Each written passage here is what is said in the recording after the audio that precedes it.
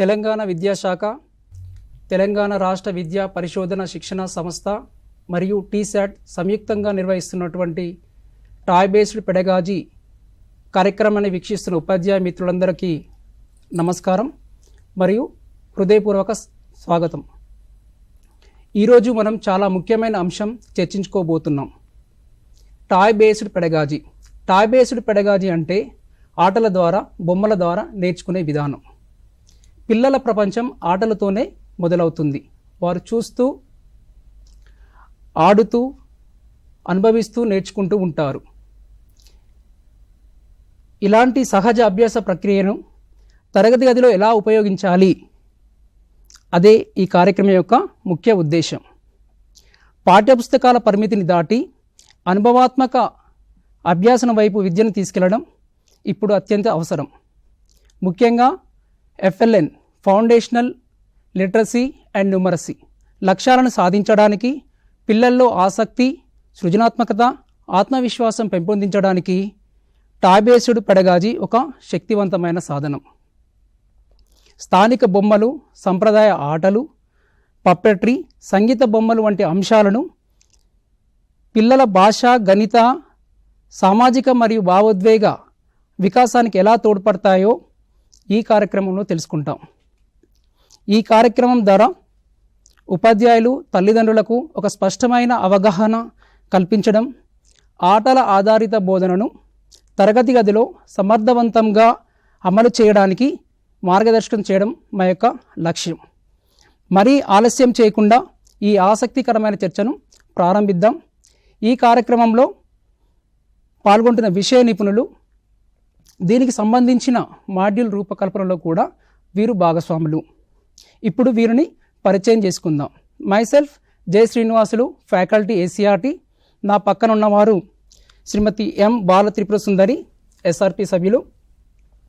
వారి పక్కనున్నది H విశ్వశాంతి, SRP గారు. వారి పక్కనున్నది K సంజయలక్ష్మి, DRP మహబూబ్ నగర్. ముందుగా బాల త్రిపుర సుందరి మేడం గారు, బొమ్మలు మరియు ఆటలు పిల్లల అభ్యాసనంలో ఏ విధంగా కీలక పాత్ర పోషిస్తాయి? నమస్కారం శ్రీనివాసరావు గారు. నమస్కారం అండి అందరికీ. పిల్లలు సహజంగా చూడడం ద్వారా కానీ, లేదంటే చేయడం ద్వారా కానీ తక్కువ నేర్చుకుంటారు. అలా కాకుండా పిల్లలకు మనము కనుక ఏదైనా ఒక ఆటను కానీ, కృత్యాన్ని కానీ ఇస్తే కనుక మనము వాళ్ళకి చేయడం ద్వారా కానీ, లేదంటే కృత్యాలని ఇవ్వడం ద్వారా కానీ వాళ్ళు ఏం చేస్తారంటే ఆ యాక్టివిటీస్లో యాక్టివ్గా పాల్గొంటారు. అలాగే తరగతి గదుల్లో కూడా పిల్లలు కేవలం వినడం ద్వారా లేదా రాయడం ద్వారా నేర్చుకునే కంటే అన్వేషించి, ప్రయోగించి, ఆలోచించి నేర్చుకున్నప్పుడు చాలా బాగా, ఇంకా ఎక్కువగా విషయావగాహన అనేది పొందుతారు.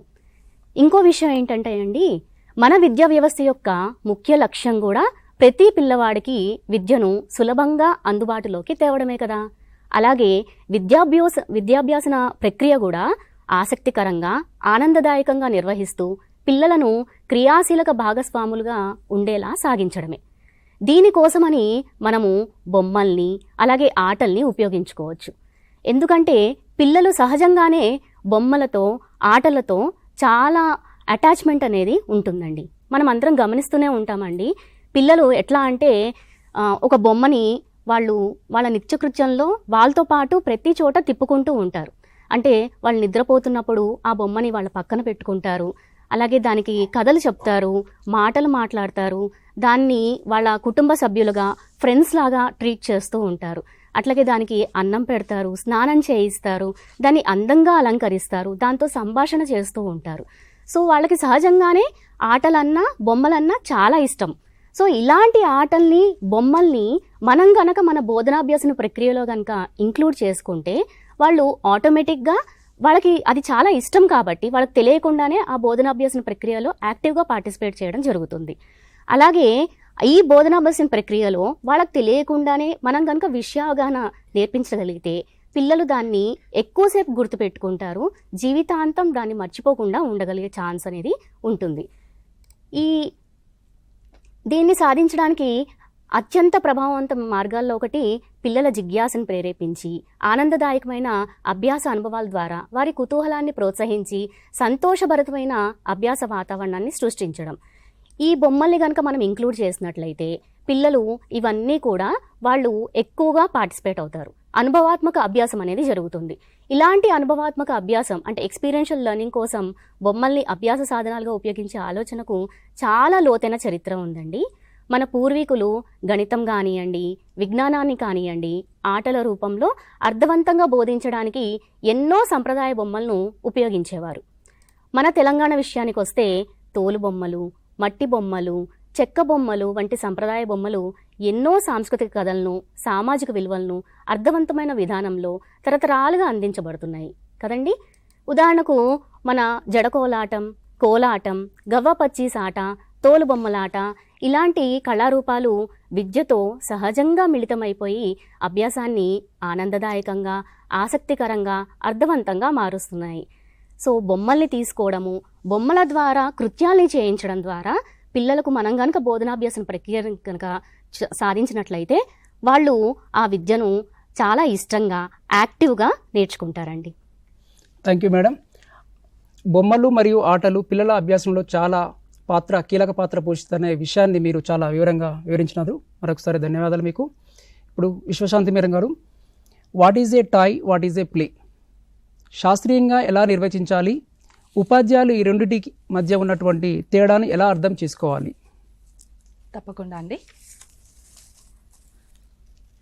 బొమ్మలు బొమ్మలు బాల్యపు వెలుగులు, ఆటలు ఆటలు జ్ఞానపు జల్లులు, బొమ్మలు బొమ్మలు సృజనకు రెక్కలు, ఆటలు ఆటలు విజయపు బాటలు. పిల్లలు బాల్యం అంటేనే మనకు గుర్తుకు వచ్చేవి బొమ్మలు, ఆటలు. మరి ఈ బొమ్మలు, ఆటలు పిల్లల అభ్యాసంలో ఎలాంటి పాత్రను పోషిస్తాయి అనేది చూసాం కదా. మరి ఈ బొమ్మలంటే ఏంటి, ఆటలంటే ఏంటి, మరి వాటిని ఉపయోగించి మనము విద్యాభ్యాసంలో ఏ రకంగా ఇంక్లూడ్ చేసి విద్యని అందించాలి అనేది ఇప్పుడు ఒకసారి చూద్దాం. మరి బొమ్మ అనేదే పిల్లలు ఆడుకోవడానికి, కొత్త విషయాలు తెలుసుకోవడానికి, నేర్చుకోవడానికి ఉపయోగించే వస్తువు. మరి బొమ్మలను విస్తృతంగా 2 రకాలుగా మనము వర్గీకరించుకోవచ్చు. మరి ఇవి స్వదేశీ బొమ్మలు, ఇంకా ఆధునిక బొమ్మలు. అంటే ఇండిజీనియస్ టాయ్స్ అని, ఎమర్జింగ్ టాయ్స్ అని మనము అనుకోవచ్చు. మరి మనకు బొమ్మలు అంటేనే సరదా కోసం అనిపించినా కూడా అవి పిల్లలకు చాలా ఉపయోగపడతాయి. మరి బొమ్మలతో ఆడుతూ పిల్లలు ఆలోచించడం, ఇతరులతో కలిసిమెలిసి ఉండడం, చేతులు కాళ్ళు సమన్వయం చేస్తూ ఉపయోగించడం, సమస్యలకు పరిష్కారం కనుగొనడం వంటి నైపుణ్యాలన్నీ కూడా వాళ్ళు నేర్చుకుంటారు. మరి కొన్ని బొమ్మలనైతే ప్రత్యేకంగా సమస్యలను పరిష్కరించడానికి, సృజనాత్మకంగా ఆలోచించడానికి, తార్కికంగా ఆలోచించడానికే వాటిని తయారు చేయడం అనేది జరుగుతుంది. ఇంకా కొన్ని బొమ్మలని వాళ్ళు ఇంజనీరింగ్ టెక్నాలజీస్, కొత్త కొత్త నూతన ఆవిష్కరణలని రూపొందించడానికి ఒక బీజంగా కూడా వాటిని మనము వాడేలాగా చూడవచ్చు ఈ ఆధునిక బొమ్మలని. మరి మన తెలంగాణ, భారతదేశంలో కూడా ఇలాంటి బొమ్మలు అనేటివి, సాంప్రదాయ బొమ్మలు మనము చాలా చూస్తున్నాం. మరి ఈ పిల్లలకి ఇవి ఏ రకంగా ఉపయోగపడుతున్నాయంటే గణితము, తార్కిక ఆలోచన, ఇంకా మన సంస్కృతి సాంప్రదాయ కథలను కూడా అవి వినిపించేలాగా, వాటిని చూపించి పిల్లలకి నేర్పించేలాగా ఈ బొమ్మలు అనేటివి మనకి ఉన్నాయి. మరి ఇప్పుడు ఆటలు. మరి ఆటలు అనేది దేనికోసం? ఆనందం కోసం. మరి ఆసక్తి, సృజనాత్మకత సహజంగా కలిగించేదే ఆటలు. మరి పిల్లలు ఈ ఆటలను ఎంత బాగా ఆడుకుంటూ ఉంటారో అదే విధంగా వాళ్ళు దాని ద్వారా నేర్చుకుంటున్నారని కూడా మనము తెలుసుకోవచ్చు. మరి ఈ ఆటల ద్వారా పిల్లల్లో వాళ్ళ జ్ఞానం అనేది తెలుసుకోకుండానే నిర్మితం అవుతుంది. రకరకాల ఆటల ద్వారా ఊహాశక్తి, శారీరక కదలిక ఇలాంటివన్నీ కూడా వాళ్ళలో కలుగుతాయి. మరి వినోదాన్ని అందించడంతో పాటు ఇవన్నీ కూడా అవసరమైన నైపుణ్యాలను కూడా అభివృద్ధి చేయడంలో సహాయపడతాయి. మరి ఈ ఆటల ద్వారా సృజనాత్మక ఆలోచనను, ఇతరులతో కలిసి పనిచేసే సామర్థ్యాన్ని, ఆలోచన శక్తి ఇవన్నీ కూడా పెరగడం అనేది మనము చూడగలుగుతాం. అందువల్ల ఈ ఆట అనేది వ్యక్తిగతంగా అభివృద్ధి చెందడానికే కాకుండా సమర్థవంతంగా నేర్చుకునేందుకు కూడా ఒక ముఖ్యమైన సాధనంగా మనము చూడవచ్చు. ఈ ఆటలు మరి చాలా రకాలుగా మనము చూడగలుగుతాము. మరి విభిన్న రకాల ఆటలు ఏంటనేది ఇప్పుడు ఒకసారి చూస్తే, మరి స్వేచ్ఛ ఆట, ఫ్రీ ప్లే. మరి ఇలాంటి స్వేచ్ఛ ఆటల్లో మనకి నిర్దిష్టమైన నియమాలు అనేటివి ఏమీ ఉండవు. పిల్లలు వాళ్ళకి నచ్చినట్టుగా ఆడుకుంటూ ఉంటారు. మరి ఉదాహరణకి చూసుకున్నట్లయితే బిల్డింగ్ బ్లాక్స్, పిల్లలు వాటిని నచ్చినట్టుగా ఉపయోగించి వాటితో రకరకాల బొమ్మలని తయారు చేస్తూ ఆడుకుంటూ ఉంటారు. అదేవిధంగా నియమిత ఆటలు, మరి ఇక్కడ స్ట్రక్చర్డ్ ప్లేస్. ఈ నియమిత ఆటలు అంటే ఇక్కడ కొన్ని రూల్స్ అండ్ రెగ్యులేషన్స్తో పిల్లలు ఆడుకుంటూ ఉంటారు. మరి ఇక్కడ చిన్న లక్ష్యం అనేది పిల్లల్లో ఉంటుంది. మరి దాన్ని సాధించడానికంటూ ఆ ఆటని వాళ్ళు ఆడుతూ ఉంటారు. మరి మనం ఉదాహరణగా చూసుకున్నట్లయితే ఇక్కడ అష్టాచెమ్మ, చెస్ ఇట్లాంటివన్నీ కూడా నియమిత ఆటల కిందికి మనం తీసుకోవచ్చు. నెక్స్ట్ ఫిజికల్ ప్లే, శారీరక ఆటలు. మరి ఇక్కడ ముఖ్యంగా పిల్లల్లో శారీరక కదలికలు, అంటే ఈ శారీరక కదలికల ఆధారంగానే ఈ ఆటలు అనేటివి జరుగుతూ ఉంటాయి. వాళ్ళల్లో ఫిజికల్ యాక్టివిటీస్ జరిగి ఆటల్లో భాగంగా వాళ్ళకి శారీరక వ్యాయామం లాంటివి కూడా జరుగుతాయి. ఉదాహరణకి చూసుకుంటే ఇక్కడ ఇందాక అనుకున్నట్టు కోలాటం, అలాగే జంపింగ్ రోప్, ఇంకా స్కిప్పింగ్ ఆటలు, ఇట్లాంటివన్నీ కూడా మనము శారీరక ఆటల కిందికి తీసుకోవచ్చు. నెక్స్ట్ వచ్చేసి జ్ఞానాత్మకమైన ఆటలు. సో ఇక్కడ కాగ్నిటివ్ ప్లే అనేది ముఖ్యంగా పిల్లల్లో కాగ్నిటివ్ స్కిల్స్ని డెవలప్ చేయడం, అంటే వాళ్ళలో ఉన్న తార్కిక శక్తిని వాళ్ళలో పెంచడానికంటూ ఈ ఆటలు అనేటివి మనము చూస్తూ ఉంటాము. ఎక్కువగా పజిల్స్ ఇలాంటివన్నీ కూడా పిల్లల్లో జ్ఞానాత్మకమైన భావనను పెంపొందించడానికి ఉపయోగపడతాయి. నెక్స్ట్ తర్వాత చూసుకున్నట్లయితే మరి ఈ బొమ్మలు ఆటలు అనుకుంటున్నాం కదా, మరి రెండింటినీ మనము మిళితం చేసి వీటన్నిటినీ గనక అభ్యాసంలో భాగం చేసినట్లయితే ఒక శక్తివంతమైన అభ్యాస సాధనాలుగా కూడా మనకి కనిపిస్తాయి. మరి ఇవి పిల్లల్లో ఆసక్తికరమైన మరియు అర్థవంతమైన అన్వేషించడము, ప్రయోగాలు చేయడము, కొత్త భావాలను తెలుసుకోవడం కోసము ఇవన్నీ కూడా సహాయపడతాయి. మరి ఈ సందర్భంలో మనం టాయ్ బేస్డ్ పెడగాజీ, అంటే ఆట ఆధారిత అభ్యాసం. ఈ ఆట ఆధారిత అభ్యాసం అనే ఒక విధానాన్ని, ప్రాముఖ్యతని మనము ఇక్కడ చూడవచ్చు. అంటే బొమ్మలు మరియు ఆటలను ఉద్దేశపూర్వకంగా ఉపయోగించి ఆట ద్వారా క్రమబద్ధమైన అభ్యాసాన్ని ప్రోత్సహించడమే ఈ toy based pedagogy. Thank you madam. బొమ్మలు మరియు ఆటలకి మధ్య ఉన్నటువంటి వ్యత్యాసాన్ని చాలా వివరంగా వివరించినారు. ఇప్పుడు సంధ్యలక్ష్మి మేడం గారు, what is toy based pedagogy? ఆటల ద్వారా అభ్యాసం అంటే ఏమిటి? దాని గురించి వివరించండి. తప్పకుండా సార్. ఆటలంటే ఎవరికి ఇష్టం ఉండదు చెప్పండి. పిల్లలు ఆడుకోవడం అంటే చాలా ఇష్టపడతారు. ఆటల్ని ఎప్పుడు ఎంజాయ్ చేస్తూ ఉంటారు. మనం చదువుకోమన్నప్పుడు ఎప్పుడు చదివేనా, ఆడితే బాగుంటుంది అన్నట్టుగా వాళ్ళకి అనిపిస్తూ ఉంటుంది. అందుకే మనం పాఠ్యాంశాలలో ఈ టాయ్ బేస్డ్ పెడగాజీని ఇంక్లూడ్ చేయడం జరిగిందనమాట. ప్రతి పాఠాన్ని తీసుకుంటే దాని వాళ్ళకి ఇష్టమైనటువంటి బొమ్మను ఒక ఆట వస్తువుల ద్వారా మనము కథల్ని కానీ గేయాల్ని కానీ చక్కగా చెప్పడానికి అవకాశం ఉంటుంది. ఉదాహరణకి మనకి కొన్ని పదాలు కొత్తగా అనిపిస్తాయి పిల్లలకి. ఫస్ట్ క్లాస్ పిల్లలకి కొన్ని పదాలు చెప్పడానికి కొంచెం ఇబ్బంది పడుతుంటారు. ఉదాహరణకి మనం తీసుకున్నట్టయితే, ముత్తు మాటలు పలికే ఓ రామచిలుక శనగ చేనుకును కావలికి పోతే అనేటటువంటిది ఆ సంభాషణ అనేది ఎలాగుంటుందో ఒకసారి మనం బొమ్మల ద్వారా చూద్దాము. అయితే పిల్లలు ఎలా ఉంటారంటే, ఇప్పుడు కొత్తగా వచ్చినటువంటి పిల్లలు ఇలా ఉన్నారనుకోండి. చెప్పు నాన్న. ముద్దు మాటలు పలికే ఓ రామచిలుక, మొద్దు మాటలు పలికే ఓ రామచిలుక. మొద్దు కాదు, ముద్దు. ముద్దు మాటలు పలికే ఓ రామచిలుక, ముద్దు మాటలు పలికే ఓ రామచిలుక. అలా చెప్తేసరికి పిల్లలు ఏం చేస్తారంటే, నువ్వు తప్పు చెప్తున్నావు నాన్న, ఇలా చెప్పొద్దు నువ్వు అని అంటే ఏమైపోతుంది అంటే పిల్లలు గిల్ట్గా ఫీల్ అవుతారు, ఇంకొకసారి మాట్లాడడానికి ఇబ్బంది పడతారనమాట. ముఖ్యంగా మనకి భాషకు సంబంధించినటువంటి ఇలాంటి అంశాల్లో మనం బొమ్మని ఉపయోగించడం వల్ల పిల్లలు చక్కగా నేర్చుకుంటారు. బొమ్మకు ఎవరు కనెక్ట్ కారు చెప్పండి? ముఖ్యంగా ప్రాథమిక స్థాయి పిల్లలు. ఎప్పుడు ఇందాక మనకి బాలా మేడం చెప్పినట్టుగా పిల్లలు బొమ్మలకి కనెక్ట్ అవుతారు, బొమ్మలకి స్నానం చేపిస్తారు, బొమ్మలతో వాళ్ళ ఇంటరాక్షన్ అనేది ఎక్కువగా ఉంటుంది. కాబట్టి టీచర్ క్లాస్ రూమ్ ట్రాన్సాక్షన్స్లో మనకి పాఠ్యాంశాలలో వాళ్ళ బొమ్మల్ని కానీ ఆట వస్తువులు కానీ చేర్చి మనము బోధన చేయడం వల్ల పిల్లలు చాలా జాయ్ఫుల్ లెర్నింగ్ అనేది కనిపిస్తూ ఉంటుంది. సో మన ముఖ్య ఉద్దేశం ఏంటి అంటే పిల్లలు సంతోషంగా హ్యాపీగా నేర్చుకోవాలి. ఎప్పుడైతే మనం సంతోషంగా నేర్చుకున్నారో వాళ్ళ యొక్క బ్రెయిన్ అనేది చాలా చక్కగా పనిచేస్తుంది, అటెన్షన్ అనేది దాని మీద ఉంటుంది.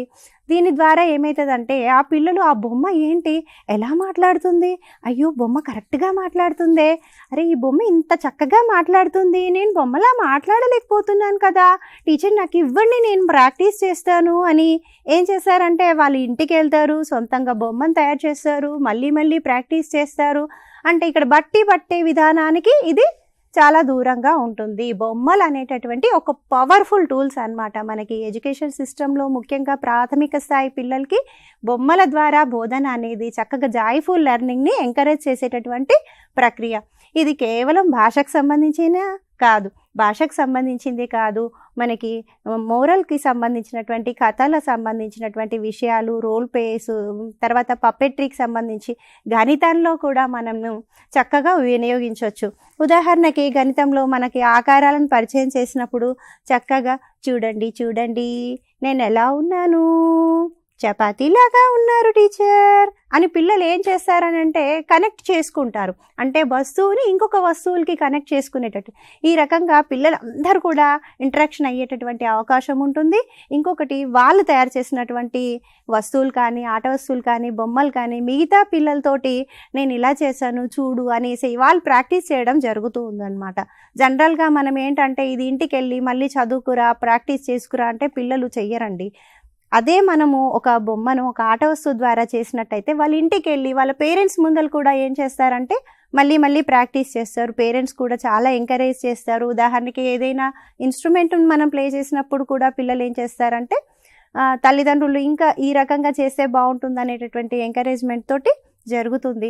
ముఖ్యంగా ఒక ఏదైనా ఒకటి ఆట వస్తువుని వాళ్ళు పట్టుకుంటారు, దాన్ని ప్రాక్టీస్ చేస్తారు, ప్రాక్టీస్ చేసిన దాన్ని ఎన్హాన్స్ చేసి ఇంకా అన్ని అంశాలకి అంటే ఇక్కడ మోటార్ స్కిల్స్ డెవలప్ అవుతాయి, తర్వాత క్రియేటివిటీ డెవలప్ అవుతుంది, critical thinking, cognitive levels, emotional social bondings ఇవన్నీ కూడా మనకి చక్కగా అభివృద్ధి చేసేటటువంటి అవకాశం ఉంది.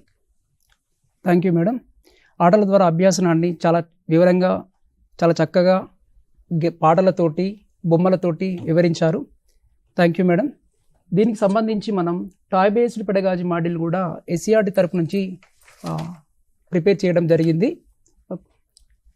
ఇప్పుడు ఇది టాయ్ బేస్డ్ పెడగాజీ గురించి మనకి పూర్తి వివరాలతోటి చాలా చక్కగా అందమైనటువంటి కలర్ఫుల్ బొమ్మలతో ఈ టాయ్ బేస్డ్ పెడగాజీ మాడ్యూల్ని రూపొందించడం జరిగింది. మన ఉపాధ్యాయ మిత్రులందరూ కూడా దీన్ని వినియోగించుకోవాల్సిందిగా కోరుచున్నాను. అన్ని రకాలైనటువంటి అంశాలని కూలంకషంగా పాఠ్యాంశాలకు సామర్థ్యాలని లెర్నింగ్ అవుట్కమ్స్ సాధించే విధంగా దీన్ని రూపొందించారు. Thank you madam. Bala madam గారు, టాయ్ బేస్డ్ పెడగాజీ అంటే ఏంటో ఇప్పటివరకు మనం నేర్చుకున్నాం. దాని ద్వారా మనం అనుభవ ఆధారిత అభ్యాసం ఎలా జరుగుతుంది తరగతి గదిలో అనే దాని గురించి వివరించండి. తప్పకుండా చెప్తాను సార్. అనుభవాత్మక అభ్యాసం అంటే ఎక్స్పీరియన్షియల్ లెర్నింగ్ అనేది అనేక ఇంద్రియాలని ఉపయోగిస్తూ పిల్లలు ప్రత్యక్ష అనుభవం ద్వారా ఆత్మ పరిశీలన మరియు అన్వయం ద్వారా జ్ఞానం మరియు నైపుణ్యాలను అభివృద్ధి చేసుకునే ఒక అభ్యాస ప్రక్రియ. అంటే ఇక్కడ ఏంటంటే అండి, టాయ్ బేస్డ్ పెడగాజీ ద్వారా బొమ్మలు మరియు ఆటలను మనం అభ్యాస ప్రక్రియలో భాగంగా ఉపయోగించడం జరుగుతుంది కదా. సో ఇందులో పిల్లలు ఏం చేస్తారంటే హ్యాండ్స్ ఆన్ యాక్టివిటీస్లో అంటే చేతి పనుల కార్యక్రమాల్లో చురుగ్గా పాల్గొంటారు. ఈ విధానం ద్వారా అనుభవాత్మక అభ్యాసం సమర్థవంతంగా సాధ్యమవుతుంది. ఎందుకంటే వాళ్ళు హ్యాండ్స్ ఆన్ యాక్టివిటీస్ చేస్తారు కాబట్టి ఆ హ్యాండ్స్ ఆన్ యాక్టివిటీస్తో పిల్లలు స్పర్శించడము, కదిలించడము, నిర్మించడము, ప్రయత్నించడము వంటి కార్యకలాపాల ద్వారా 2 కంటే ఎక్కువ ఇంద్రియాలని ఉపయోగించడం జరుగుతుంది. సో దీనివల్ల ఏమవుతుందంటే బహు ఇంద్రియ అభ్యాస వాతావరణం అంటే మల్టీ సెన్సరీ లెర్నింగ్ ఎన్వైర్న్మెంట్ అనేది ఏర్పడుతుంది.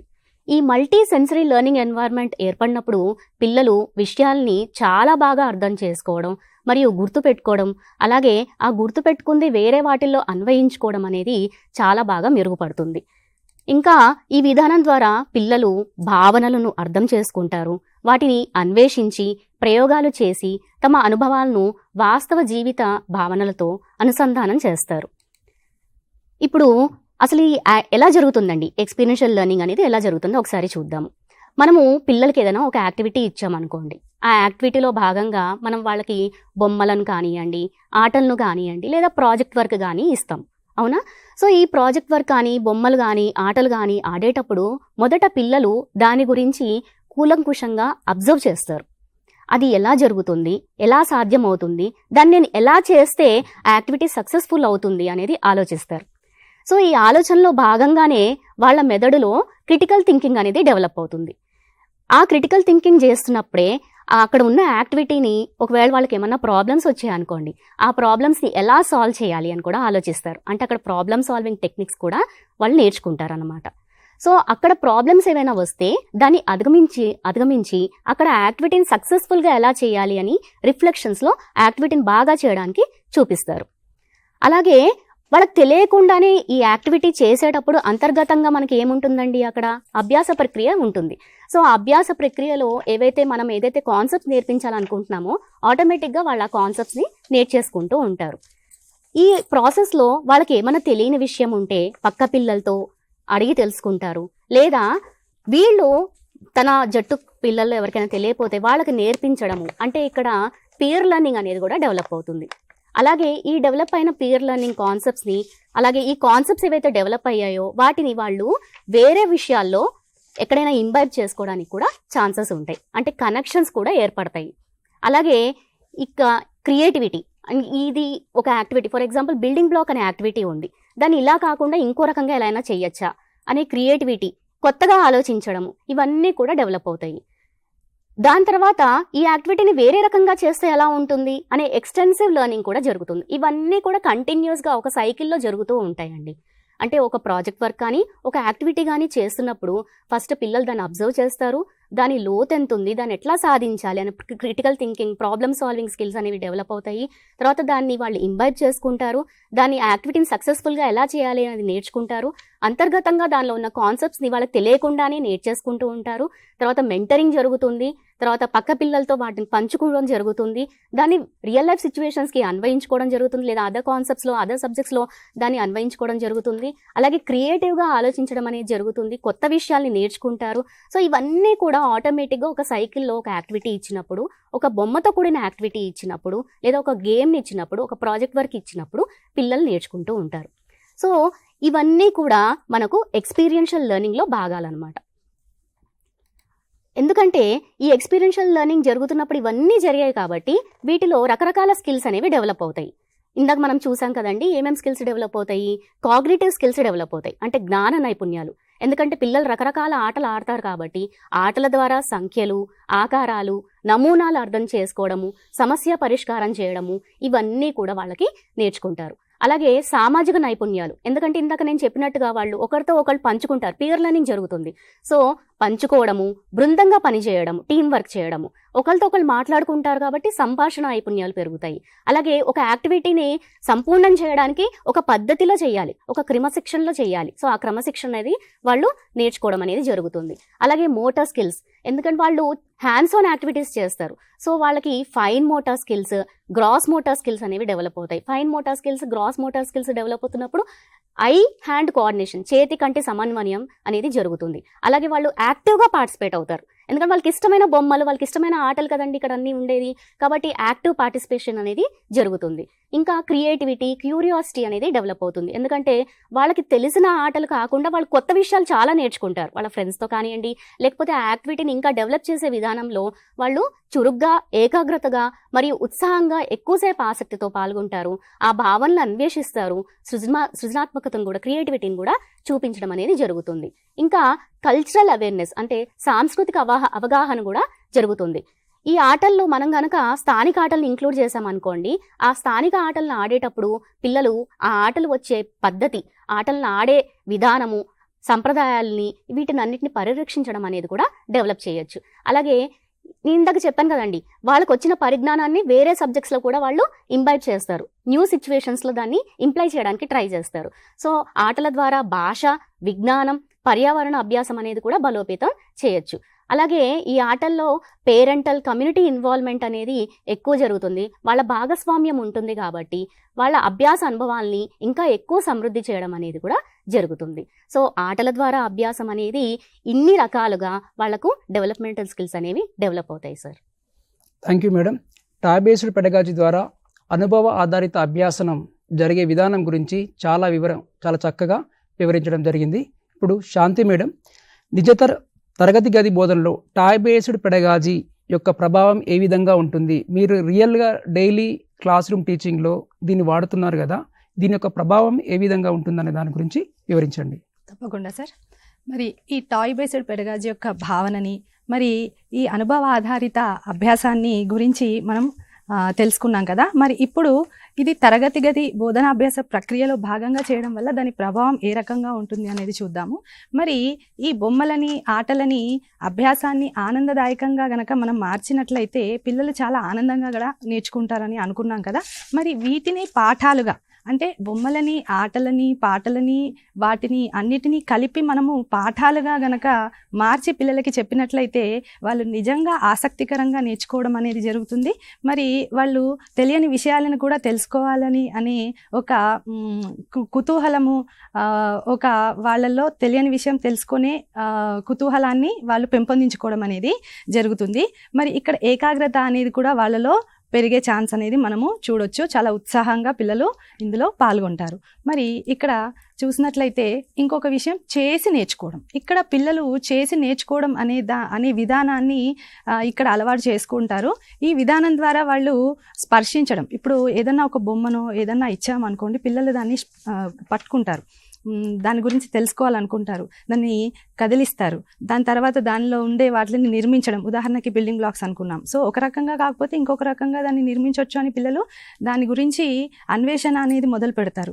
ఈ రకంగా ప్రయత్నించడం ద్వారా వాళ్ళు తెలియకుండానే కాన్సెప్ట్స్ అనేటివి నేర్చుకోవడం జరుగుతుంది. భావనల యొక్క స్థిరీకరణ కూడా ఇక్కడ జరిగే అవకాశం మనకి కనిపిస్తుంది. మరి ఇందులో మరి ఏం నేర్చుకుంటారు పిల్లలు అంటే, సంఖ్యలు నేర్చుకుంటారు, ఆకారాలు నేర్చుకుంటారు, నమూనాలు, భాష, ఇంకా పరిసర విజ్ఞానం, ఇలాంటివన్నీ కూడా నేర్చుకుని వీటిలో విషయావగాహనలో స్పష్టమైన ఒక వాళ్ళకి కాన్సెప్ట్ అనేది, డెవలప్మెంట్ అనేది ఖచ్చితంగా జరుగుతుంది.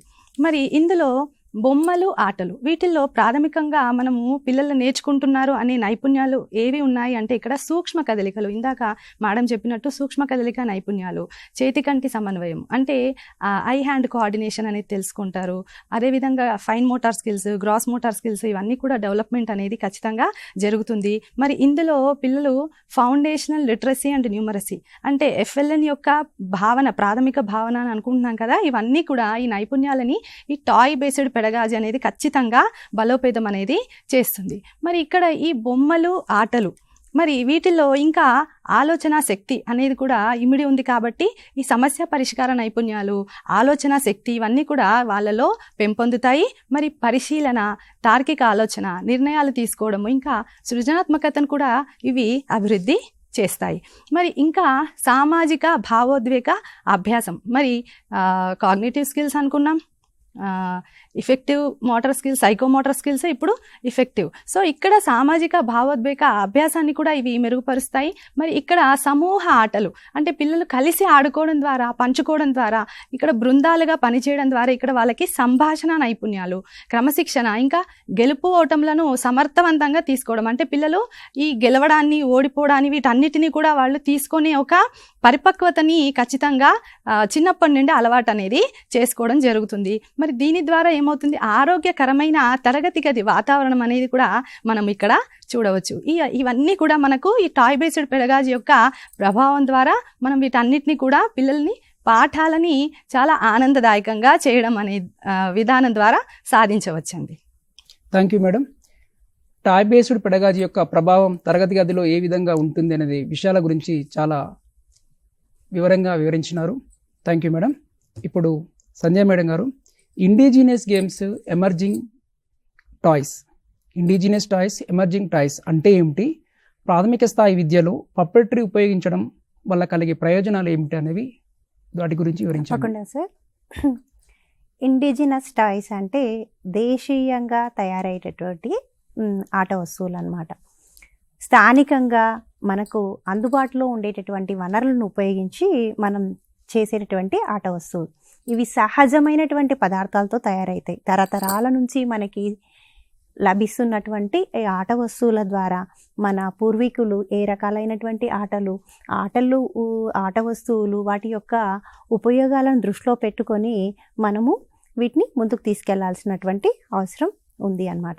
అయితే ఇండిజినస్ టాయ్స్ అంటే అందులో మనకి తక్కువ ఖరీదుతో మన పరిసరాలలో లభించేటటువంటి ఆట వస్తువులు. మీ అందరికీ పరిచయం నిర్మల్ బొమ్మలు మన తెలంగాణకి తలమానికం. ఈ బొమ్మలు ప్రత్యేకంగా మనకి ఒక ప్రత్యేకమైనటువంటి కలపతో తయారు చేస్తారు. సహజమైనటువంటి రంగుల్ని వాడతారనమాట.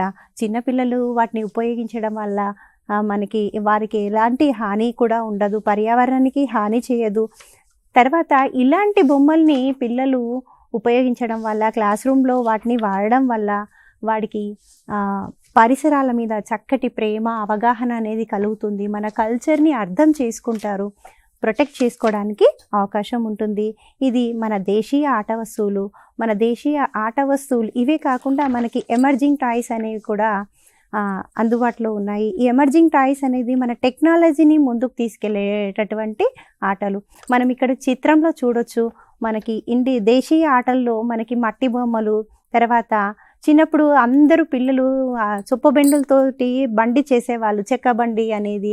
ఆ రకంగా పిల్లలు చాలా జాయ్ఫుల్గా నేర్చుకోవడానికి అవకాశం ఉంటుంది. అక్కడ మనకి చిత్రంలో చూస్తున్నాము వామన గుంటలు. ఇవన్నీ కూడా గణితంలో స్కిల్స్ డెవలప్ చేయడానికి చాలా చక్కగా ఉపయోగపడతాయి. దీనివల్ల ఒక జీవనోపాధి దిశలో ప్రయాణం చేయడానికి అవకాశం ఉంటుంది. తాటి ఆకులతో, ఇవన్నీ నేచర్లో మనకి సహజంగా దొరికేటటువంటి ఆట వస్తువులు అన్నమాట. తర్వాత ఎమర్జింగ్ టాయ్స్ గురించి మనము తెలుసుకుందాము. ఎమర్జింగ్ టాయ్స్ అంటే ఏంటంటే మనకి టెక్నికల్గా యూజ్ చేసేటటువంటి టాయ్స్ అన్నమాట. అయితే ఇందులో సైన్స్, మ్యాథ్స్, టెక్నాలజికల్గా, ఇంజనీరింగ్కి సంబంధించినటువంటి కోడింగ్, వీటికి సంబంధించినటువంటి గేమ్స్ మనకి అందుబాటులో ఉంటాయి. పిల్లలు కూడా జాతరలో కొన్నప్పుడు రోబోటిక్స్ అని దాన్ని ముక్కలుగా చేసి దాన్ని అతికించి చాలా రకాలుగా ప్రయత్నం చేసి మళ్ళీ కలిపి ఈ రకంగా పిల్లలు ఆట వస్తువుల్ని చక్కగా ఉపయోగించడం జరుగుతుంది. మన చిత్రంలో గమనించవచ్చు. ఇక్కడ STEM కిట్స్ అంటే ఇందాక మనం చెప్పుకున్నట్టుగా science, technology, engineering and mathematics సంబంధించింది. తర్వాత కోడింగ్ టాయ్స్ మనకి పిల్లల యొక్క రీజనింగ్ అండ్ అర్థమెటికల్ స్కిల్స్ కూడా డెవలప్ చేయడానికి మనకి చాలా రకాలైనటువంటి ఆటలు, ఇవి కూడా మనకి ముఖ్యమే. కాకపోతే మనం సాంప్రదాయకమైనటువంటి కళల్ని చిన్నప్పటి నుంచి పిల్లలకి పరిచయం చేయడం వల్ల పిల్లలకి ఆ ఆట వస్తువుల మీద, బొమ్మల మీద చాలా ఆసక్తి కలుగుతుంది. దాన్ని మనం క్లాస్ రూమ్ ట్రాన్సాక్షన్స్లో వీటిని యూజ్ చేయడం వల్ల ఏమవుతుందంటే పిల్లలు చక్కగా ఇంటరాక్షన్ అవుతారు, మన సంస్కృతిని కూడా ప్రొటెక్ట్ చేస్తారు. సార్ పప్పెట్రీ గురించి అడిగారు. మనం పప్పెట్రీని క్లాస్ రూమ్లో ఎలా ఇంట్రడ్యూస్ చేద్దాము అనేటటువంటి, ఎక్కడ ఉపయోగం అవుతుంది, అసలు పప్పెట్లో యొక్క రకాలు అవన్నీ కూడా మీరు అడిగారు కదా సార్. కూలంకషంగా ఇప్పుడు తెలుసుకుందాం దాని గురించి. మనకి పప్పెట్స్ 4 టైప్స్. మెయిన్ పప్పెట్స్ ఏంటంటే మన క్లాస్ రూమ్లో ఉపయోగించేటటువంటి పప్పెట్స్ ఎక్కువగా గ్లౌ పప్పెట్స్ యూజ్ చేస్తారు. మనకి చిత్రంలో చూడొచ్చు. మొదటి చిత్రంలో కనిపిస్తుంది మనకి స్ట్రింగ్ పప్పెట్లో పిల్లలు చాలా చక్కగా నాట్యం చేస్తూ మన క్లాస్ రూమ్ ట్రాన్సాక్షన్లో డాన్స్కి సంబంధించి కానీ మనం ఈ రకంగా మనం ప్లే చేయడం వల్ల పిల్లలకి చాలా జాయ్ఫుల్గా ఉంటుంది అనమాట. జనకరి జనారే కంజరని బజారే అన్నట్టు ఇట్లా బొమ్మను తిప్పుతూ ఆడడం వల్ల పిల్లలు అది తిప్పుతూ ఆడుతూ నేర్చుకుంటారు. ఇది స్ట్రింగ్ పప్పెట్కి సంబంధించింది. తర్వాత రాడ్ పప్పెట్స్ మనం ప్రతిదీ EVSకి సంబంధించి, మ్యాథ్స్కి సంబంధించి పిల్లలు ప్రతి ఒక్క బొమ్మలో ఒక టెక్నికల్గా ఉంటుందన్నమాట. సో దాన్ని యూజ్ చేస్తూ నిజంగా అవి తిరుగుతూ ఉన్నట్టుగా, ఎగురుతూ ఉన్నట్టుగా చాలా సంతోషంగా ఉంటాయి. ఇవి రాడ్ పప్పెట్స్. తర్వాత మనం చిత్రంలో గమనించవచ్చు, వీటిని షాడో పప్పెట్స్ అంటారు. ఒకసారి చిత్రం చూసే ప్రయత్నం చేద్దాము. అక్కడ మనకి ఈ రకంగా తయారు చేసిన దాంట్లో కుందేలు, తాబేలు, ఇలా చాలా రకాలైనటువంటి కథల్ని కూడా మనం షాడో పప్పెట్స్ ద్వారా వివరించేటటువంటి ప్రయత్నం చేద్దాము. ఇంకా అన్ని పప్పెట్స్కి కూడా చాలా బేస్గా ఉండేటటువంటి ఐటమ్ని మనం చెప్తున్నాను. మామూలుగా గ్లౌ పప్పెట్స్ అంటారు. పప్పెట్ జనరల్గా మనము క్లాస్ రూమ్లో మనం ఉపయోగించేటప్పుడు చూడండి, అందమైనటువంటి బొమ్మలకి పిల్లలు ఎవరు కనెక్ట్ కారు చెప్పండి. ఇలా మనము ఒక బొమ్మను మనం ఇచ్చినప్పుడు ఇది మనకి గ్లౌ పప్పెట్ అంటారనమాట. పిల్లను మనం దీన్ని ఎలా తయారు చేస్తారు, ఇది చూస్తే కొన్న బొమ్మలాగా లేదు, తయారు చేసిన బొమ్మలాగానే ఉంది, కానీ ఇంత అందంగా ముస్తాబ్ చేయడం అంటే బొమ్మ ఏం డ్రెస్ వేసుకుంది, ఎలా తయారైంది, ఏ నగలు పెట్టుకుంది, ఇవన్నీ కూడా పిల్లలు అంటే ఇలా తయారు కావాలి, ఇలా చేయాలి, ఇలా ఆడాలి, ఇలా పాడాలి అనేది నేర్చుకుంటారనమాట. ఇప్పుడు పిల్లల్ని మనం క్లాస్ రూమ్ ట్రాన్సాక్షన్లో తకదినతోం తకదినతోం చప్పుడు చేసే తబలా, తరికిటతోం తరికిటతోం తాళం వేసే తబలా అని ఈ రకంగా ఇది గ్లవ్ పప్పెట్. ఈ పప్పెట్ని మనకి ఇది ఎలా తయారు చేస్తారో చూద్దాం. మనకు చాలా దేశీయంగా ఉత్పత్తి అయ్యేటటువంటి పప్పెట్స్ అనమాట. కాగితంని మెంతుల్ని తీసుకొని మనం పర్యావరణానికి హాని కలిగించకుండా మనం మార్బల్స్ని యూజ్ చేసాం కళ్ళగా, ఒక లోపల మనము ఎంటీ పేపర్స్ పెట్టేసి ఈ రకంగా తయారు చేసి అందమైనటువంటి చిత్రాలను దానికి పెయింటింగ్ వేసి ముస్తాబ్ చేసి పిల్లలు కూడా సొంతంగా తయారు చేసేటప్పుడు అక్కడ చూడండి, ఒక ఇమేజ్ చూస్తున్నట్టయితే పిల్లలు, నేను ఏ వస్తువులు చేసినా స్కూల్లో లీజర్ టైంలో మనకి లంచ్ టైంలో బ్రేక్లో అట్లా చేస్తూ పిల్లల్ని పెడతాను. అక్కడ బయట ఎండబెట్టినప్పుడు పిల్లల ఫస్ట్ క్లాస్ పిల్లల వాళ్ళ క్యూరియాసిటీ చూస్తే చాలా ముచ్చటేస్తుంది. అరే బొమ్మరా, ఇది మాట్లాడుతుందంట, టీచర్ చెప్పింది, అసలు ఎంత చక్కగా ఉంది అనేటటువంటి. సరే, మనకి ఈ పప్పెట్రీ వల్ల ఉపయోగాలు నేర్చుకుందాం, ఒకసారి తెలుసుకునే ప్రయత్నం చేద్దాము. పప్పెట్రీలో మనకి భాషాభివృద్ధి జరుగుతుంది. తర్వాత పిల్లలు చాలా శ్రద్ధగా నేర్చుకునేటటువంటి ప్రయత్నం చేస్తారు. అదేవిధంగా పిల్లలు వాళ్ళ యొక్క భావాన్ని వ్యక్తీకరిస్తారు. అంటే మనకి బొమ్మతో మాట్లాడడం వాళ్ళకి సులభం, చాలా ఈజీగా మాట్లాడతారు. ఉదాహరణకి మనం ఒక చిన్నది తీసుకున్నట్టయితే పప్పెట్రీలో, what is your name? Name Ammu. Your name is Ammu. Ammu, my name is Ammu. అంటే ఇక్కడ తప్పులు చేయకుండా పిల్లలు ఏం చేస్తారంటే మనకి ఆ బొమ్మ కరెక్ట్గా మాట్లాడుతుంది, నేను చక్కగా మాట్లాడాలి అనేటటువంటి భావన కలుగుతుంది. మనకి ఇవన్నీ కూడా చాలా నో కాస్ట్ మనం పాత వస్తువులు ఉపయోగించి వీటిని తయారు చేస్తాము. పిల్లల్ని వీటిని యూజ్ చేయడం వల్ల పిల్లల యొక్క చేతి నైపుణ్యాలు కూడా మెరుగుపడతాయి. దీన్ని పెయింటింగ్ వేయడము, దీని దగ్గర నుంచి పరిశీలించడము, ఆర్ట్కి సంబంధించినటువంటి స్కిల్స్ ఇవన్నీ కూడా మనకి పప్పెట్రీ యూజ్ చేయడం వల్ల కలుగుతుంది. పిల్లలు భయాన్ని పోగొడతారు. ఇంకా కొంతమంది పిల్లలు చాలా ముభావంగా ఉంటారు, తొందరగా మాట్లాడడానికి వాళ్ళు ఇష్టపడరు.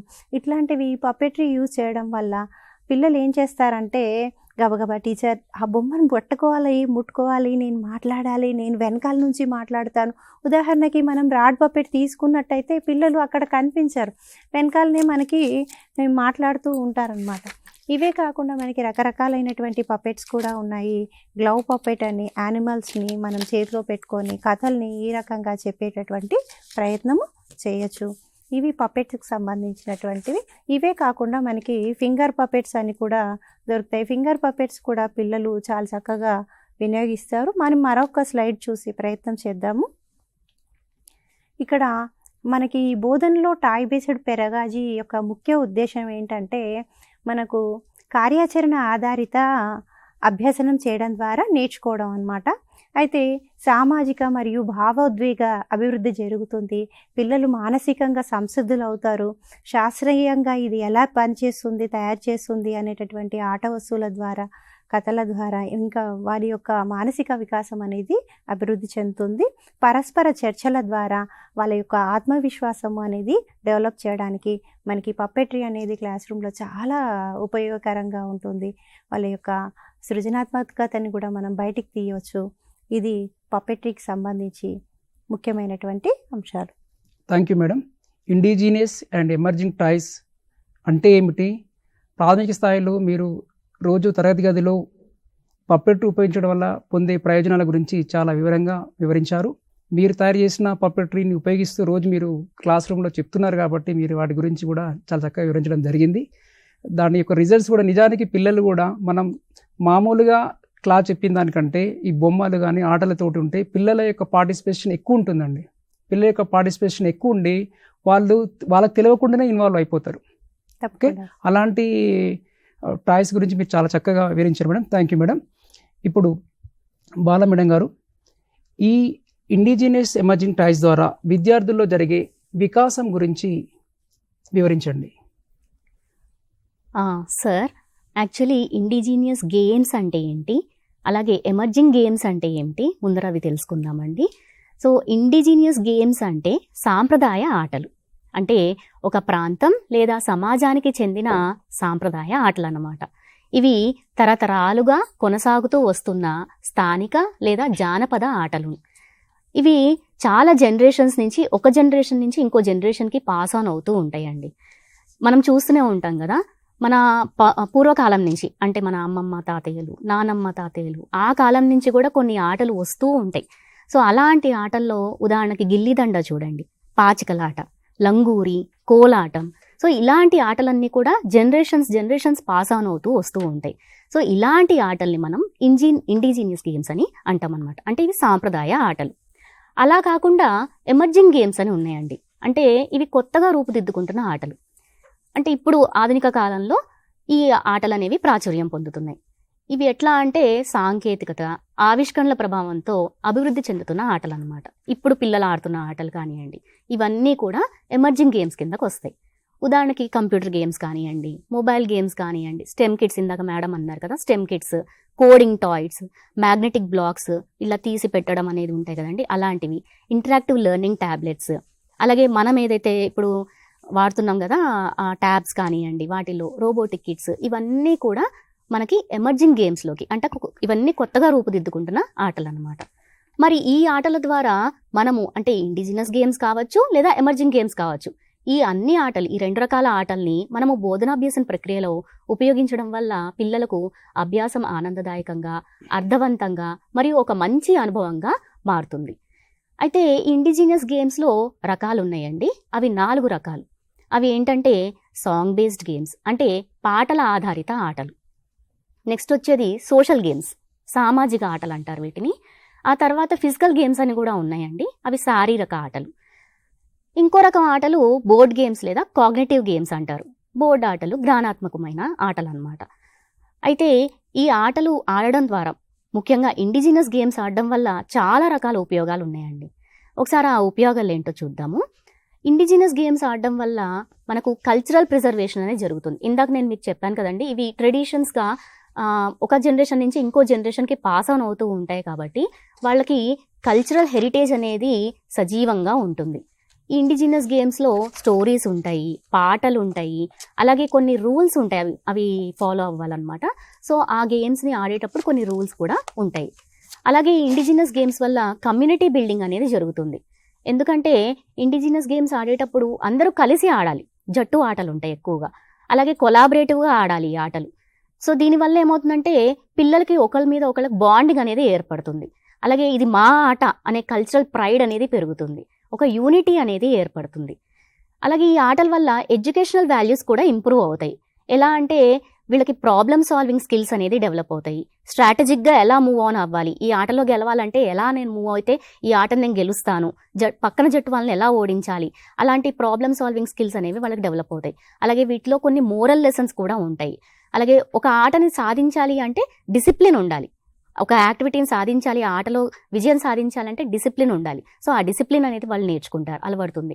అలాగే రియల్ లైఫ్ సిచ్యువేషన్స్ని ఎలా ఎదుర్కోవాలి అనే ఛాలెంజింగ్ కూడా వాళ్ళు అర్థం చేసుకుని మూవ్ ఆన్ అవుతూ ఉంటారు.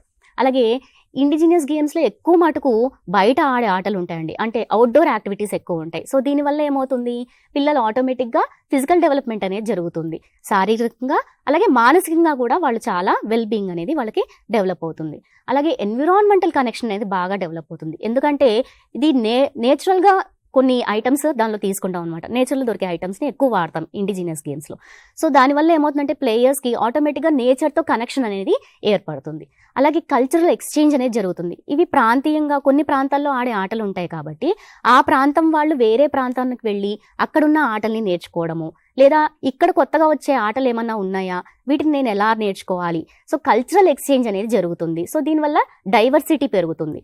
ఇప్పుడు మన కబడ్డీ చూడండి, కబడ్డీ అనేది ఒకప్పుడు ఎవరికి తెలియదు, కానీ ఇప్పుడు ప్రపంచం అంతా తెలిసిపోయింది. సో గ్లోబలైజేషన్ అనేది జరుగుతూ ఉంటుంది.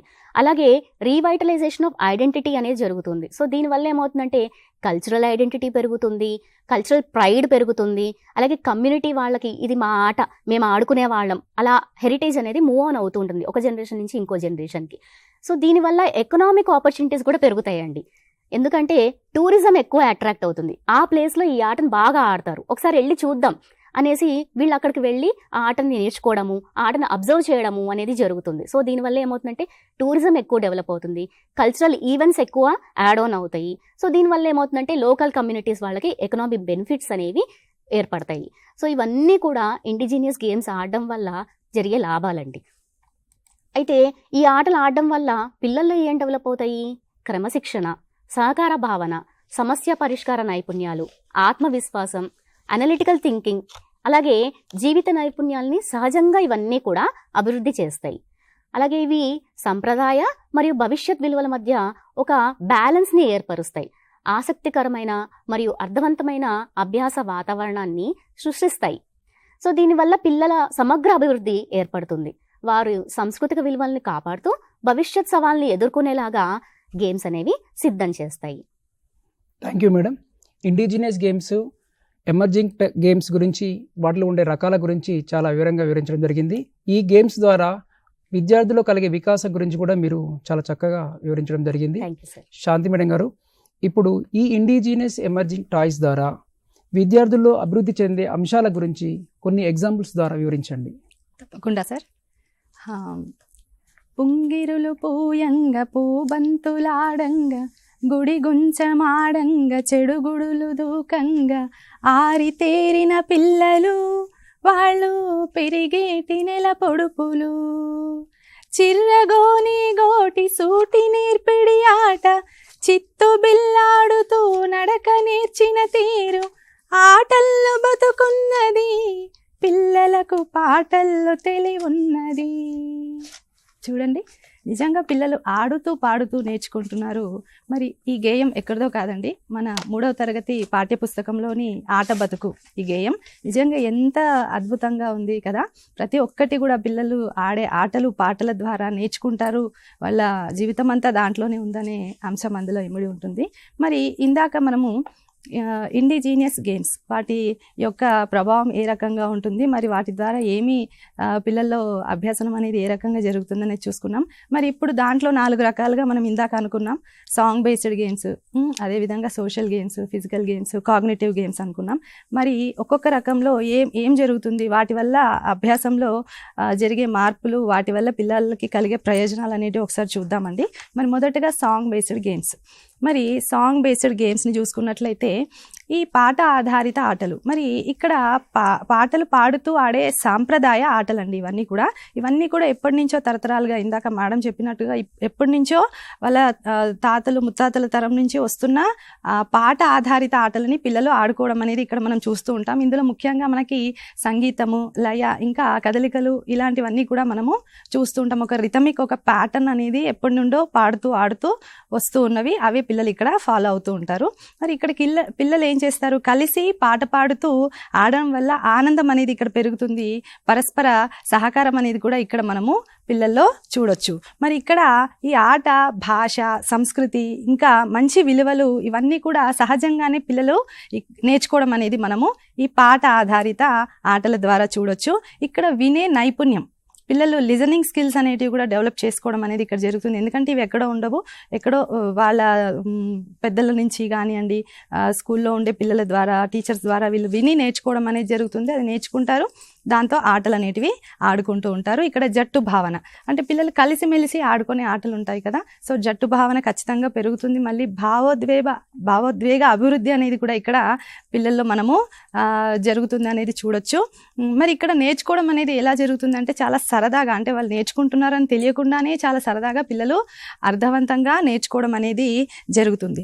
మరి ఇక్కడ కొన్ని ఆట ఆధారిత పాట ఆధారిత ఆటలు అనేటివి చూసినట్లయితే మనకి బాగా ఫేమస్గా కనిపించేవి మన తెలంగాణ ప్రాంతంలో మరి ద్రాక్ష పండు పైసకు రెండు అని కానీ, గుడుగుడు గుంజం గుళ్ళో రాగమని కానీ, వీరి వీరి గుమ్మడి పండు మీరు అక్కడ చూస్తే స్క్రీన్ పైన చూడొచ్చు. మొదటి చిత్రం వచ్చేసి వీరి వీరి గుమ్మడి పండు, పిల్లలు ఆడుతున్నారు అక్కడ. తర్వాతది వచ్చేసి మనకి కాళా గజ కంకాలమ్మ. సో ఇది మనకి పిల్లల్లో ఒక రకమైన హైజీనిక్ వాల్యూస్ని కూడా నేర్పుతుంది ఈ పాట అనేది. మరి ఇంకొకటి ఇక్కడ చిక్కు చిక్కు పుల్ల, పిల్లలు చిక్కు చిక్కు పుల్ల చిక్కద్దు పుల్ల, చిక్కు చిక్కు పుల్ల చిక్కద్దు పుల్ల, దొంగలు వస్తున్నారు దొరకద్దు పుల్ల. మరి ఇంకొక విద్యార్థి చిక్కు చిక్కు పుల్ల చిక్కవే పుల్ల, చిక్కు చిక్కు పుల్ల చిక్కవే పుల్ల, దొరలు వస్తున్నారు దొరకవే పుల్ల. ఈ రకంగా పిల్లలు పాడుకుంటూ ఆడడం అనేది ఇక్కడ జరుగుతుంది. ఈ రకంగా చాలా సంప్రదాయంగా ఎప్పటి నుండో వస్తున్న పాట ఆధారిత ఆటలు అనేటివి మనం చూడొచ్చు. మరి నెక్స్ట్ చూసుకున్నట్లయితే నెక్స్ట్ వచ్చేసి సోషల్ గేమ్స్, సామాజిక ఆటలు. మరి ఇక్కడ సామాజిక ఆటలు అంటేనే పిల్లలు పరస్పరం కలిసి ఆడే ఆటలు. మరి వీటిలో పరస్పరం వాళ్ళు సహకారం అందించుకుంటారు, సంభాషణలు అనేవి జరుగుతాయి. ఇక్కడ ఈ పిల్లలు కలిసి పనిచేయడము, నియమాలను పాటించడం, ముఖ్యంగా పిల్లలు నియమాలను అనేటివి పాటించి, అంటే కొన్ని రూల్స్ అనేటివి ఉంటాయి కదా ప్రతి ఆటకి, వాటిని పాటిస్తూ ఇక్కడ ఆడుకోవడం అనేది జరుగుతుంది. మరి ఇక్కడ వరుసగా అవకాశాలు తీసుకోవడం, ఒకరి తర్వాత ఒకరు టర్న్ తీసుకొని ఆడడం అనే దాంట్లో పిల్లలలో కొంత ఆ సహనము, ఓర్పు, వాళ్ళ వంతు వచ్చే వరకు వేచి చూడడం అనే ఒక క్వాలిటీ కూడా ఇక్కడ మనము పెరగడం చూడొచ్చు. మరి చిన్న చిన్న విభేదాలు పిల్లలు ఆడుకుంటున్నప్పుడు ఖచ్చితంగా చిన్న చిన్న విభేదాలు అనేటివి వస్తూ ఉంటాయి. వాటిని పరిష్కరించుకునే సామర్థ్యాన్ని కూడా పిల్లలు ఇక్కడ పెంపొందించుకుంటారు. మరి ఇక్కడ పిల్లలు కలిసి ఆడేటప్పుడు వాళ్ళ భావాలని వ్యక్తపరచడం, అంటే వాళ్ళలో ఉండే భావ వ్యక్తీకరణ, ఖచ్చితంగా వాళ్ళు మాట్లాడతారు, వాళ్ళ భావాలని వ్యక్తపరుస్తారు. ఇవన్నీ కూడా పెంపొందుతాయి. మరి ఇతరులు చెప్పేవి వినడం, వాళ్ళు మాట్లాడమే కాదు ఇతరులు చెప్పేవి ఖచ్చితంగా వినడం అనేది కూడా ఇక్కడ జరుగుతుందండి. ఇక్కడ మరి సమూహంగా నిర్ణయాలు తీసుకోవడం, మరి పిల్లలు కలిసికట్టుగా ఆడుకుంటున్నప్పుడు, జట్లుగా ఆడుకుంటున్నప్పుడు సమూహంగా నిర్ణయాలు, అంటే ఒకళ్ళు కాకుండా అందరూ కలిసి నిర్ణయం తీసుకొని ఆడుకోవడం అనే ఒక క్వాలిటీని పెంపొందించుకుంటారు. మరి ఇక్కడ జట్టు భావన అనేది ఖచ్చితంగా ఏర్పడుతుందండి పిల్లల్లో. ఇతరుల పట్ల గౌరవం, ఖచ్చితంగా వాళ్ళు ఇతరుల పట్ల గౌరవాన్ని పెంపొందించుకోవడం అనేది జరుగుతుంది. జీవన నైపుణ్యాలను కూడా ఇక్కడ అభివృద్ధి జరగడం అనేది మనము చూడవచ్చు. మరి ఇక్కడ సామాజిక, భావోద్వేగ, నైతిక అభివృద్ధికి ఇవి ఎంతగానో ఉపయోగపడతాయి. మరి నెక్స్ట్ ఇలా మరి సామాజిక ఆటలు అన్నాం. మరి ఏవేవి సామాజిక ఆటల కిందికి మనము తీసుకోవచ్చు చూడండి. ఉదాహరణకి వామన గుంటలు. మరి ఇందాక మేడం చెప్పినప్పుడు అక్కడ మనకి ట్రెడిషనల్ గేమ్స్లో భాగంగా వామన గుంటలు చూసాము. తర్వాత చూస్తే తొక్కుడు బిల్ల, మీరు అక్కడ చిత్రంలో చూడొచ్చు పిల్లలు తొక్కుడు బిల్ల ఆడడం అనేది. సో దీన్ని చిత్తు బిల్ల అని ఇందాక పాటలో మనం అనుకున్నాం, చిత్తు బిల్ల అనేసి. సో దాన్ని చిత్తు బిల్ల అని కూడా అంటారు. నెక్స్ట్ దొంగ పోలీస్, దాగుడు మూతలు ఆడతారు, చింతగింజలాట ఆడతారు. నెక్స్ట్ దారంతో ఫోన్ని తయారు చేసుకొని ఆడడం అనేది. ఇంకొకటి ఊహాత్మక ఆటలు, అంటే ప్రిటెండ్ ప్లేస్, ఈ ప్రిటెండ్ ప్లేస్ కూడా వీళ్ళు ఆడుతూ ఉంటారు. నెక్స్ట్ చింతగింజలతో ఉపయోగించి ఈ కుండలాట అనేటివి, ఇవన్నీ కూడా సామాజిక ఆటల కిందికి మనము తీసుకోవచ్చు. మరి నెక్స్ట్ కేటగిరీకి వస్తే మనము ఫిజికల్ గేమ్స్, శారీరక ఆటలు. మరి ఈ శారీరక ఆటలు అనేటివి ముఖ్యంగా శరీరానికి కదలికలు అనేటివి జరగడం ద్వారా పిల్లల్లో శారీరక వ్యాయామంకి తోడ్పడే విధంగా ఈ ఆటలు అనేటివి ఉంటాయి. మరి ఇక్కడ శరీర సమన్వయం అవసరమయ్యే ఆటలు అనేటివి అనమాట ఇవి. ఈ ఆటలు పిల్లల్లో తమ శక్తి సామర్థ్యాలని ఇంకా ఇవి వినియోగించుకొని వాళ్ళు కదలికా నైపుణ్యాలు, శరీర సమతుల్యత ఇంకా ఇవన్నీ కూడా అభివృద్ధి చెందేలాగా ఈ ఆటలు పిల్లలకి తోడ్పడతాయి. మరి ఇలాంటి ఆటల ద్వారా పిల్లల్లో శారీరక దృఢత్వం, సమతుల్యత, చురుకుదనం మరి ఇవన్నీ కూడా సహజంగా పెరుగుతాయి. మరి ఇవి పిల్లల్లో ఆత్మవిశ్వాసాన్ని, క్రమశిక్షణని కూడా పెంపొందిస్తాయి. మరి కొన్ని ఉదాహరణలు చూద్దాము శారీరక ఆటల్లో.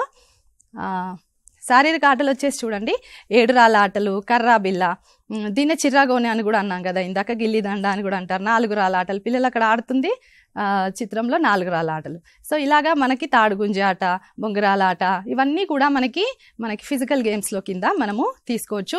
మరి చివరగా వచ్చేసి కాగ్నిటివ్ గేమ్స్, మనకి వీటిని బోర్డ్ గేమ్స్ అని కూడా అంటాము. మరి ఇక్కడ జ్ఞానాత్మకంగా అంటే ఇక్కడ కాగ్నిటివ్ స్కిల్స్ని డెవలప్ చేసేలాగా ఈ ఆటలు ఉంటాయి. మరి ఇవి పిల్లల సమగ్ర అభివృద్ధికి మటుకు బాగా తోడ్పడతాయండి. పిల్లలు ఊహించడం అనేది, ముందే సమస్యల్లో ఏం వస్తుంది అంటే ముందు ఊహించి నెక్స్ట్ స్టెప్ ఏంటి అనేది ఊహించి వాళ్ళు ఆ ఆటని ఆడడం అనేది ఇక్కడ మనము చూడొచ్చు. పిల్లలు సరైన నిర్ణయాలు తీసుకోవడం అనేది జరుగుతుంది ఇక్కడ. నెక్స్ట్ తమ చర్యల యొక్క ఫలితాన్ని అంచనా వేస్తారు, వాటిని అర్థం చేసుకుంటారు, ఒక అడుగు ముందు వేయడానికి కూడా ఆలోచిస్తారు. సో ఇలాంటి అలవాట్లన్నీ కూడా పిల్లలు అభివృద్ధి చెందుతాయి. మరి ఇక్కడ కొన్ని ఉదాహరణలు చూద్దాం బోర్డ్ గేమ్స్ అండ్ కాగ్నిటివ్ గేమ్స్లో. నెక్స్ట్ చూడండి ఎగ్జాంపుల్స్. అష్టాచెమ్మ, ఇవన్నీ కూడా ఎప్పటి నుంచో పిల్లలు ఆడే సాంప్రదాయ ఆటలే. అష్టాచెమ్మ, దాడి, పులిమేక, మరి దారాట, పికారి, ఇవన్నీ కూడా ఇక్కడ పిల్లలు ఆడుతుంది అష్టాచెమ్మ ఆట. సో ఇలా మనము ఇవన్నీ కూడా మనం కాగ్నిటివ్ బోర్డ్ గేమ్స్ కిందికి తీసుకోవచ్చు sir. Okay, thank you madam. Indigenous games, emerging games, వాటిలో ఉండే రకాలు, వాటిలో పిల్లలు విద్యార్థులు అభివృద్ధి చెందే అంశాల గురించి చాలా చక్కగా ఉదాహరణలతో వివరించడం జరిగింది.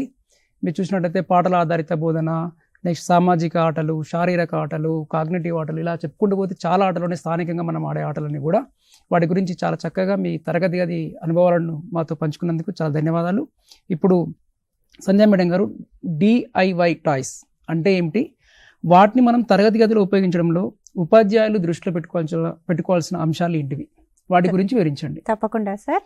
DIY టాయ్స్ అంటే డూ ఇట్ యువర్ సెల్ఫ్, అంటే పిల్లలు తమంతలకు తాముగా సొంతంగా చేసేటటువంటి ఆట వస్తువులు. మనకి టీచర్ వాళ్ళు ఇందాక వివరించినట్టుగా అన్ని రకాలైనటువంటి ఆటల్ని మనకి చెప్పారు కదా. మరి వస్తువులు పిల్లలు DIY టాయ్స్లో మరి ఏముండాలి, ఎలాంటి మెటీరియల్ని మనం క్లాస్ రూమ్లో మన పిల్లలకి అనుకూలంగా ఉంచేటటువంటి ప్రయత్నం చేద్దాము. అయితే మనం చూద్దాము, ఇక్కడ మనం స్లైడ్లో చూసినట్టయితే చిత్రాన్ని మనం పరిశీలించే ప్రయత్నం చేద్దాము. DIY టాయ్స్ అంటే ఇందాక చెప్పుకున్నాను కదా, మనం బాటిల్స్, వేస్ట్ మెటీరియల్ అన్నీ కూడా పిల్లలకి అవైలబుల్గా ఉండేటట్టుగా చూద్దాం. నెక్స్ట్ స్లైడ్ చూసే ప్రయత్నం చేద్దాం. పిల్లలు DIY టాయ్స్లో లిస్టుని మనం పరిశీలన చేసినట్టయితే మనకి బాటిల్ క్యాప్స్, పప్పెట్రీ స్టోరీకి సంబంధించినటువంటివి, తర్వాత మ్యాచింగ్ పిక్చర్ కార్డ్స్, ఇవన్నీ కూడా పిల్లలకి అవైలబుల్గా ఉండాలి, పిల్లలు ఉపయోగించేటట్టుగా ఉండాలి.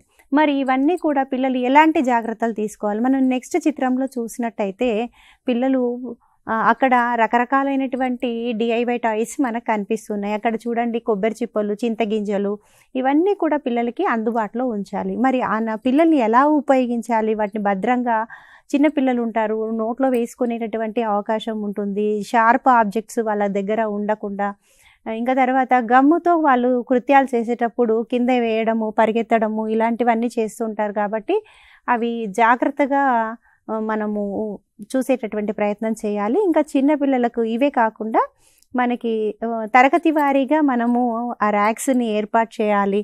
సొంతంగా పిల్లలు స్వేచ్ఛ ఇవ్వాలి, వాళ్ళంతలకు వాళ్ళు తీసుకొని మళ్ళీ నీట్గా అరేంజ్ చేసేటట్టుగా మనం వాళ్ళకి తర్ఫీదు ఇవ్వాలి. అన్ని మెటీరియల్స్ని వాళ్ళకి అందుబాటులో ఉంచే ప్రయత్నం చేయాలి. పిల్లల్ని కూడా వాళ్ళంతలకు వాళ్ళుగా నూతన ఆవిష్కరణలు చేసేటటువంటి ప్రయత్నం చేస్తే పిల్లలు కూడా ఇందులో ఇన్వాల్వ్ అవుతూ టీచర్కి సహకారంగా ఒకరికొకరు చక్కటి వాతావరణంలో మన అనుకున్నటువంటి విద్యా లక్ష్యాలని జాయ్ఫుల్ ఎన్విరాన్మెంట్లో మనకి సాధించడానికి అవకాశం ఉంటుంది సార్. ఈ DIY టాయ్స్ని ప్రతి ఒక్కరు కూడా మన స్కూళ్ళల్లో ఇంప్లిమెంట్ చేయాలి. వాళ్ళకు సంబంధించినటువంటి ప్రతి బొమ్మ చేయడానికి అన్ని వనరులను సమీకరించుకోవాలి. మనకి SCRT వాళ్ళు ప్రత్యేకంగా ఈ టాయ్ బేస్డ్ పెడగాజీ మీద మనకి శిక్షణ ఇవ్వడం కూడా జరిగింది. ఉపాధ్యాయులందరూ కూడా మాడ్యూల్ని తప్పనిసరిగా ఒకసారి పరిశీలన చేసి దాన్ని కూలంకషంగా ఇంకా వివరాలు తెలుసుకొని పిల్లల్లో ఆనందాన్ని ఆస్వాదించే ప్రయత్నం చేద్దాము. పిల్లలు జాయ్ఫుల్గా నేర్చుకునేటటువంటి ప్రయత్నంలో ఈ టాయ్స్ అనేది ఒక పవర్ఫుల్ టూల్గా పనిచేస్తాయని చెప్పడంలో ఎంత మాత్రం సందేహం లేదు. చైల్డ్ సెంటర్ ఎడ్యుకేషన్కి ఇది చాలా అనుకూలంగా ఉంటుంది. Thank you madam. DIY toys అంటే ఏమిటి, వాటిని ఉపయోగించడంలో తరగతి గదిలో ఉపాధ్యాయులు తీసుకోవాల్సిన జాగ్రత్తల గురించి చాలా వివరంగా వివరించడం జరిగింది. చూశారు కదా, ఈరోజు చర్చా కార్యక్రమంలో టాయ్ బేస్డ్ పెడగాజీ అంటే ఏమిటి, ఈ ఆటల ద్వారా, పాటల ద్వారా, బొమ్మల ద్వారా ఏ విధంగా తరగతి గదిలో మన బోధనను, అభ్యాసాన్ని మరింత ఆహ్లాదకరంగా కొనసాగించవచ్చో ఈరోజు కార్యక్రమంలో మనతో పాటు వీళ్ళందరూ మేడం పార్టిసిపేట్ చేసి మీ అందరికీ చాలా వివరంగా అర్థమయ్యేలా తెలియజేయడం జరిగింది. ధన్యవాదాలు మేడం. Thank you.